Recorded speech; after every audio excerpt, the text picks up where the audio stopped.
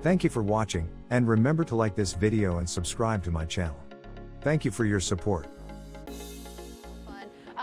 Pack an extra podcast or two, that's for sure, as you're standing and waiting in that line. Thanks so much, Mike. We'll be checking back with him a little later. But now I want to focus our attention on the Pacific Northwest. We've got another atmospheric river moving in, dumping more soaking rain across the already saturated region. Now, right now, we've got flood watches in effect for both Seattle and Leavenworth, Washington. It's been quite a wet morning. You can see that here. You can tell that we've had the rain coming down in Seattle. Certainly a soggy morning as you look at Leavenworth as well, and then a little bit of wind. So let's talk about what you can expect in terms of the rainfall, because so far this month, for the entire month of November in Seattle, you've only had 3 days where you didn't have any rain, and we are going to continue to see more rain over the next several days. Wednesday, you'll get a little bit of a break, but so far this month, we've seen more than 10 inches of rain in Seattle, and that means we're more than 4 inches above average. So we've really seen a ton of rain already this month. This year, we're about a half foot above average, and most of that has come in the past 2 months or so, once we just really turned on that atmospheric river.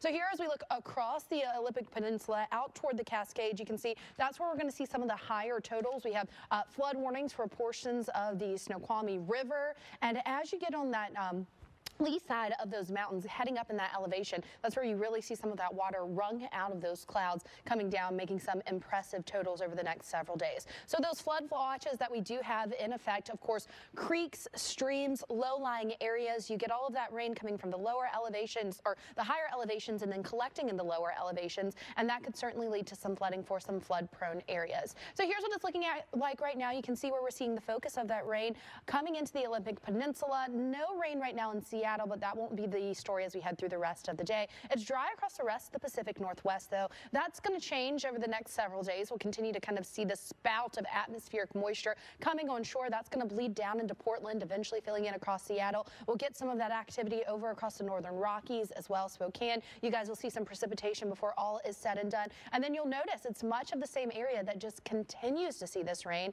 as we head into the middle part of the week. Quick look at what you can expect in terms of that rain threat across the area. You can see some of the highest totals still expected across portions of northern Washington. Paul? Up call about how vast these impacts can be, not just where it hits, but, you know, more than 1,000 miles away. With all that flooding it caused across parts of the Northeast. But the good news is we're past the peak, we're past the second peak, and we're kind of riding this one out here. A couple more days to go in the season. Yeah, kind of just the ending of the season officially, although it's been a while since we have had any development. And no shock here, no tropical development expected over the next few days there in the Atlantic Basin, but it was a busy season. And you're thinking, hey, where were all these storms? How did we get to the end? Well, there was a lot that you never really heard of. We heard of, because we track every one of them, but these never impacted or threatened the U.S. So they still count and still count to our list, which we actually got to the end of. It's only a handful of times we've done that. But the map has been active season. And you'll notice again this year, once again, not quite as busy as last year, the Gulf region impacted by several different storms, which is becoming more and more common. Yeah, so again, a handful of years we've gotten to the end and tack that one up to also another active year, despite the fact that we haven't had landfall impacts in the U.S. in quite some time, since really September. Yeah, so if we're seeing late November, typically if you are seeing anything develop, it's going to be a fish storm. That's what we call it when it stays out over the open water. But as we mentioned, nothing expected in the next several weeks. Hey, we have a lot more to come on Weekend Reach. Any concerns, though, at the airport, so we're quiet. Visibility is 10 miles and 58 degrees. Yeah, not bad at all. Calm winds. You really couldn't ask for much better. But as we mentioned, we are going to see that possibility for rain, picking up a few little light showers that you can see scattered across central Florida right now between Daytona Beach and Orlando. Well, we'll take it, because, I mean, there's much more rain falling across southern Louisiana here, but we're not going to see the heavy flooding type ponding on the roadways, which means we shouldn't see delays outside of just the volume of the sheer number of cars on the roadway. So we put our radar in forecast mode. Scatter showers still kind of drifting on towards the south and southeast, so can't rule out running into some pockets of rain showers across the Florida Peninsula, maybe even lower Alabama, southern Mississippi this afternoon.